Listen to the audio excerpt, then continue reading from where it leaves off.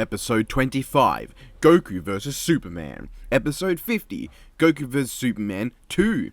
Episode 75, Power Rangers vs. Voltron. Episode 100, Mario vs. Sonic 2018. Episode 125, Goro vs. Machamp.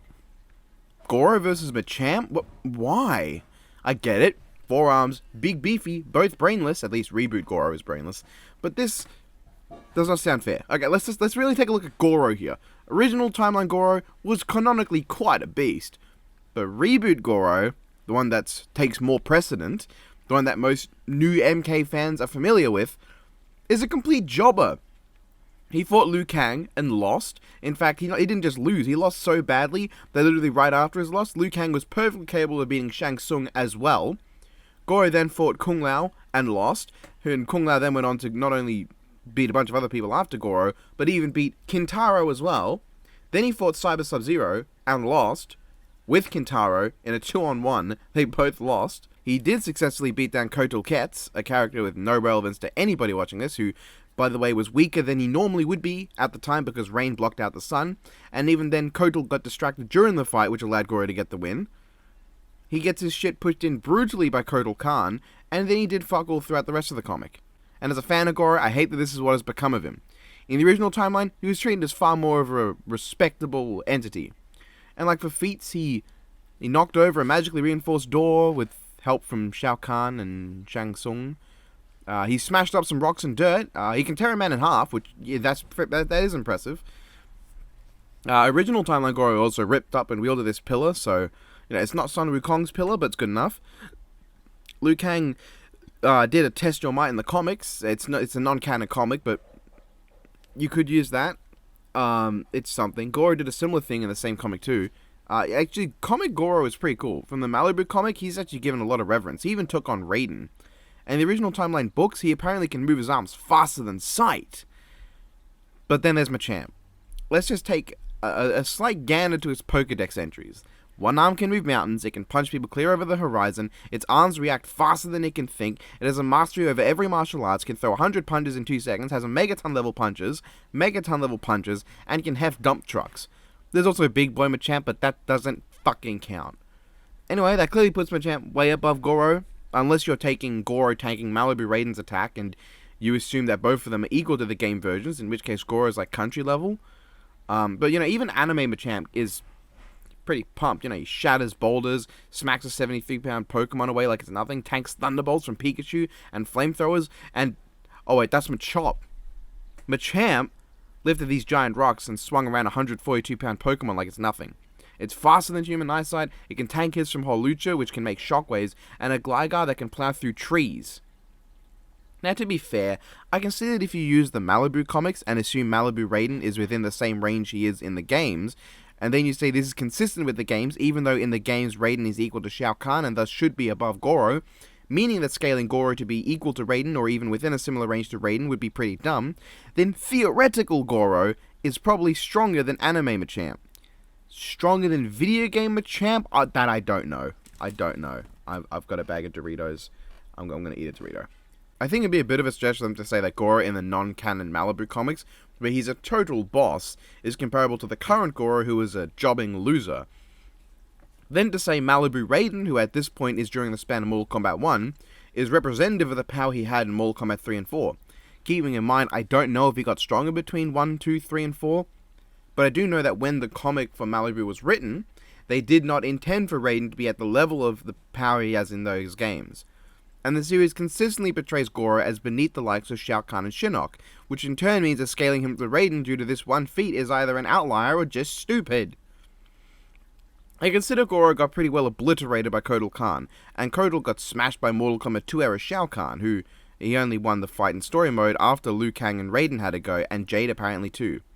Really, Jade? You ran away from Eren Black, but you're willing to go against Khan? Although keep in mind, this Shao Kahn lost to Mortal Kombat 2 era Kitana. Sorry, the power scaling Mortal Kombat is up its own ass. Anyway, Shao Kahn easily beat Kotal Khan, but lost to Mortal Kombat 2 era Kitana, so if we use Mortal Kombat 11's absolutely incredible writing, Mortal Kombat 2 Kitana is roughly equal to Mortal Kombat 2 Shao Kahn, who is above Kotal, who is above Goro. So Mortal Kombat 2 era Kitana is above Mortal Kombat X era Goro? What? God, I hate Mortal Kombat sometimes. And I get that there comes a point where scaling is irrelevant. Once you've jumped between a bunch of characters, your scaling stops mattering because you've just gone overboard. But in this case, Shao Kahn, Kotal Kahn, and Goro all have almost identical methods of fighting. Brute strength. At least, that's how they're portrayed. Like, obviously, you could make an argument Shao Kahn's really skilled from the original timeline. In the reboot, he's a fucking moron. But the scaling of Shao Kahn from MK2 being over Goro makes sense on paper. But Kitana should still be within a similar range to Kahn if she's able to actually harm him. Which means she is above Goro or at the same level of Goro. Why? Anyway, this is not a review of Mortal Kombat 11's shitty story. Goro's power is massively inconsistent, but as far as I'm concerned, canonical current timeline Goro is not very strong. Original timeline Goro is fairly strong. Malibu Goro is within universe really strong, but I don't know how powerful the Malibu versions of the characters are. And even if this Malibu comic is canon to the original timeline, Raiden's attack here cannot be an example of him hitting his hardest, as this was written before Raiden's full power was established in canon. And it would be inconsistent within the narrative, as Goro being on Raiden's level would mean that Jax is also within a similar range, as Jax, even without his mechanical arms, can match the strength of Kintaro, who is directly stated to be above Goro. At this point, I don't know what else to say. Goro is just so inconsistent. I've spent almost this whole video running in circles trying to figure out how you could use Goro. Old, new, Malibu. How does Shaolin Monks play into it? It came out before the reboot, but then it's inconsistent with the original game and the comic. What about the Midway comics? Are these all individual? Are they related? Who fucking knows? I'm going to assume that they're compositing. In which case, I still think Goro's going to lose. I've barely even talked about Machamp in this video, because it's very simple. The game's outright state his limits. Each arm can support a mountain, he can punch people over the horizon, he can throw 500 punches in 1 second, each faster than the eye can see. Megaton level punches, which means minimum city level. And he has scaling to other Pokemon. I'm not even going to bring that up, right? Because if you start scaling to other Pokemon, he probably gets to, island level. Probably scale to... Shut up, phone. Probably scale to fucking Tyranitar. Most likely could scale to Tyranitar, and Tyranitars also eat mountains. There's enough consistency with the mountain destroying shit. Essentially, any Goro on their own probably won't be able to take a Machamp on. But then Goro combining Malibu with the main timeline, making a bunch of assumptions through a lot of hoop jumping, and you can make an argument for country level Goro. You'll look like a total fucking idiot, but you can make that argument. Will Death Battle? I don't know. In one episode, they'll composite different versions of Optimus Prime and Leonardo, even combine different versions of Sindel, who is also from Mortal Kombat, but then in another, they strictly adhere to one version of War Machine and one version of Mechagodzilla. Death Battle's use of composites can get really fucking frustrating.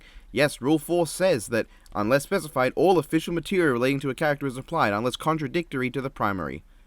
But that's not fucking true, because what does the primary mean? What is the primary for Leonardo? No. What was the primary for Optimus? Was it the cartoon? No, that couldn't be the primary, because they used the creation matrix from the US comic, which in origin and function contradicts the matrix of leadership from the cartoon.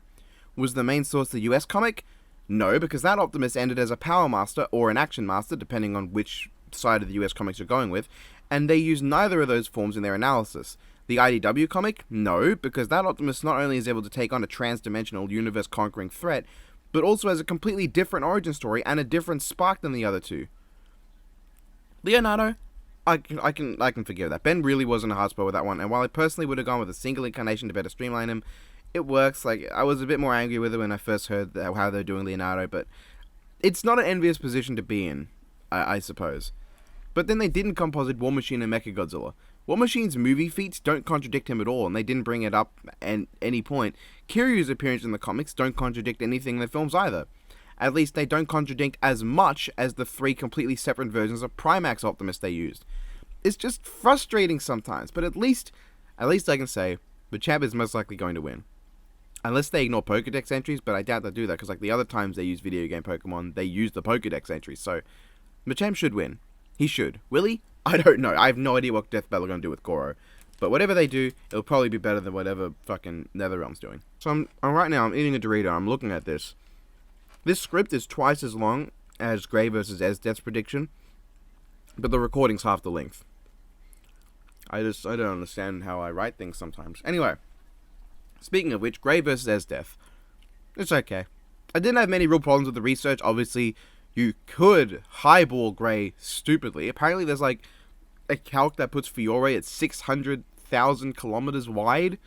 And there's the Sting being a light Dragon Slayer shit, even though, like, his attack looked nothing like light. And me using that in Urza vs. Saber was just me trying to be super fucking generous, because without that, like, Urza has no chance. Because, like Saber, it's very consistent, the Nasty verse, with the whole light speed shit. Like, Iskander dodged a beam described as being made of light. Like that. It was nearly hit him and he managed to jump out of the way. Gay-Bolg is light speed. It's stated multiple times. There are light speed servants and Saber's one of them. Anyway, I don't think it's right to criticize Death Battle for not highballing its characters to unrealistic degrees. You could probably highball Esdeath as well. Unfortunately, I had 3 issues with this episode. First off, like, the more I think about it, why did they do this matchup? I don't hear this one being requested a lot, but comparing them as characters, they use ice and have taps on their chest. I mean, they're also orphans, but everyone else on Death Battle is. Honestly, sometimes I get bothered when characters whose only connection is having the same powers gets done. Unless it's a long-running feud in pop culture, like Green Arrow vs. Hawkeye, or a battle royale like My Own Lightning Battle Royale. I find battles where characters have all the same powers kind of boring. I might have done some in the past, and when I look back, I feel like I probably shouldn't have, but then again, a lot of my not death battles are satirical in nature, but that's not important. I think that my most wanted fight, Destroyer versus Iris. I know everyone thinks it's Galactus versus Unicron, but they've already announced that they are doing that. It's confirmed, so it's no longer my most wanted because I just know what's going to happen. But I notice how different the powers between Destroyer and Iris are.